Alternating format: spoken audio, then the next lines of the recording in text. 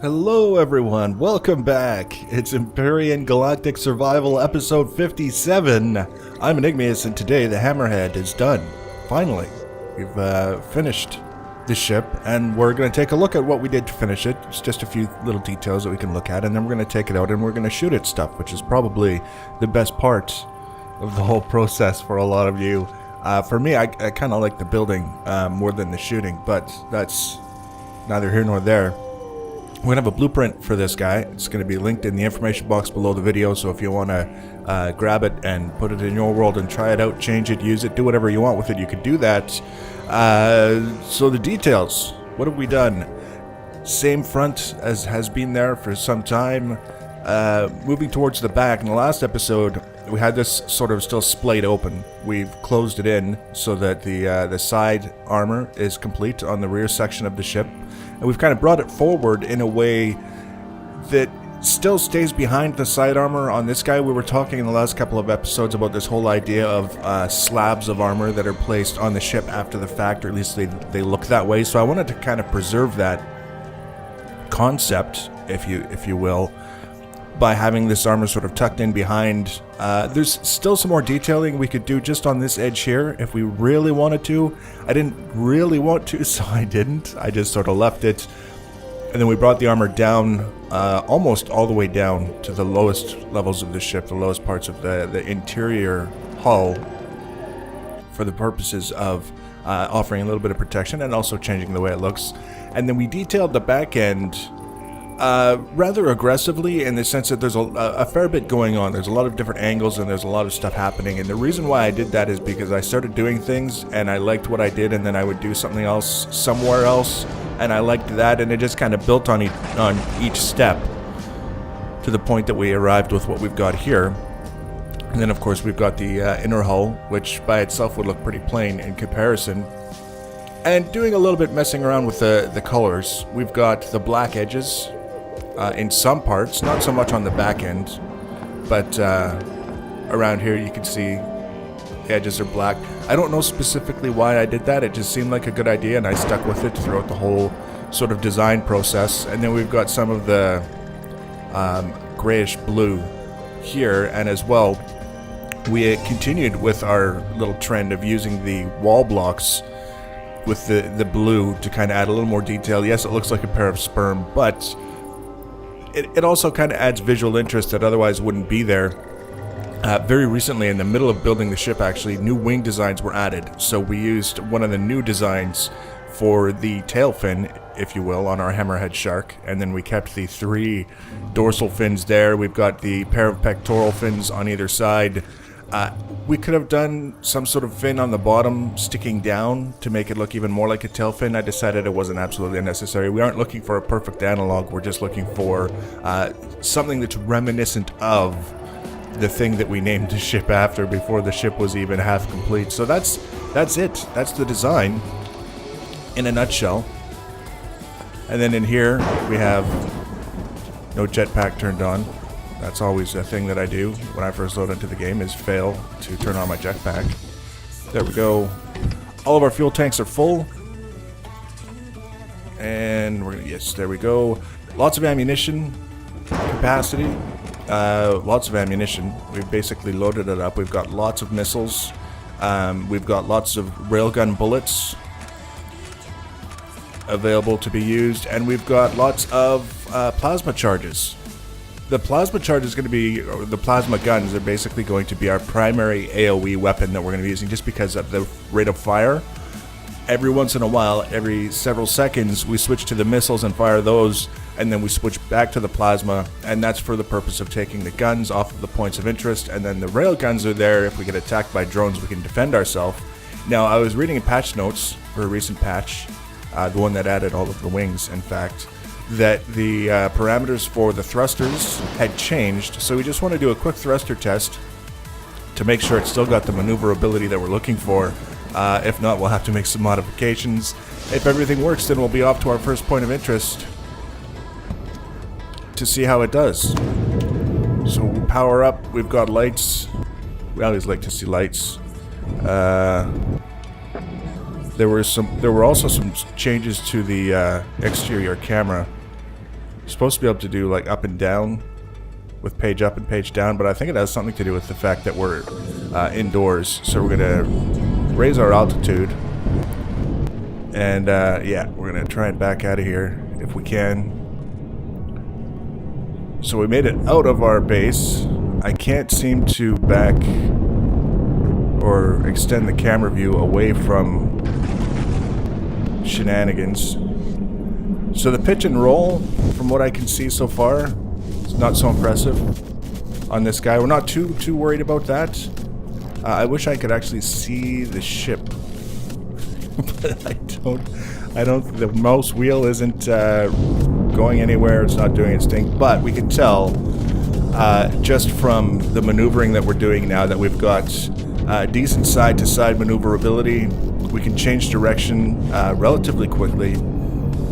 Forward to back isn't necessarily one of our biggest concerns. So we can also select missile launchers, plasma, and railguns. And if we need the extra accuracy, we could switch to the cockpit view and use that for the aiming in sort of scenario.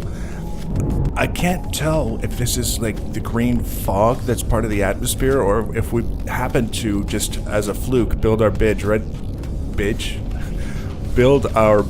right at the edge of the map seam, I guess we could call it. Either way, it doesn't really matter. We're going to switch to missiles for our opening salvo on the first point of interest that we come across. And then we're going to go hunting for that point of interest. Keeping an eye on power usage is at 42%, and this is after we doubled the number of generators we had, and every once in a while it spikes. I saw it just spike up to 75%. So doubling the number of generators that we had, not a bad idea. We've got 207 minutes worth of fuel, so we're I think pretty decent for fuel tanks. We found a promethium deposit. Actually, that's a pretty beefy promethium deposit, as promethium deposits go. Almost 9,000 ore in that one deposit.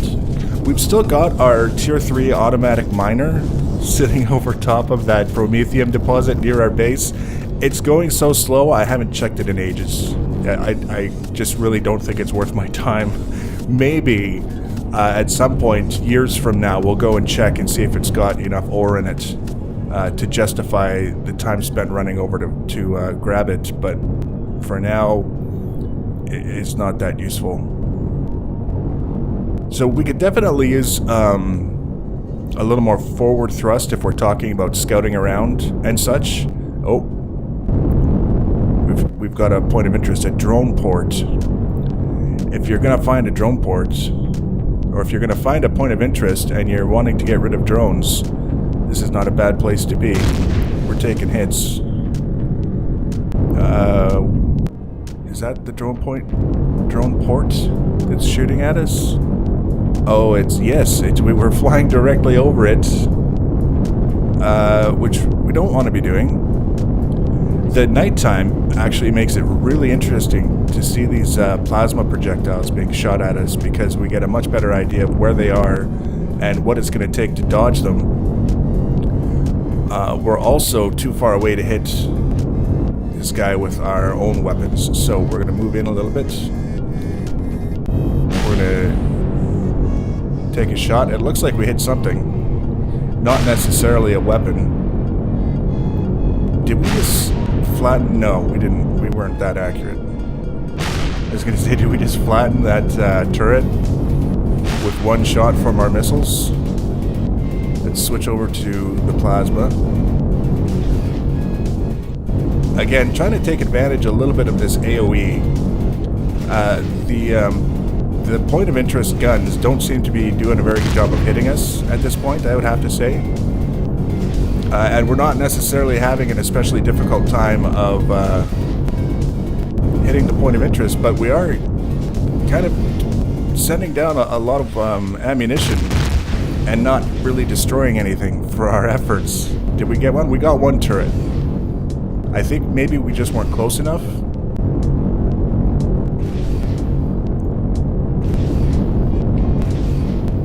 So this is just a drone port. I guess it's not really a drone base, so we shouldn't be getting too excited with what we're finding here. strangely enough, I kind of get the impression that maybe some of the projectiles that we're firing are actually hitting the interior of the ship and not making it all the way out. Because as you can see, we're shooting, we have plenty of ammunition. You'll see a little bit of the muzzle flash from the ship that we can't see, but it's not actually hitting anything. Oh, are we shooting into that tree? Is that why that wasn't working? Who knows? It's hard to say. It's very difficult to tell what's going on and why things are maybe not cooperating as we might like them to. Let's try the railgun.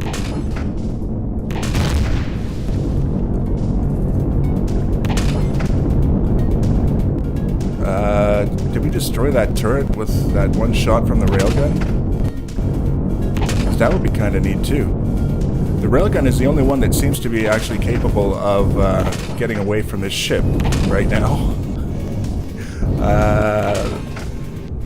We've got a bad guy turret. We're not doing an exceptionally good job of hitting it.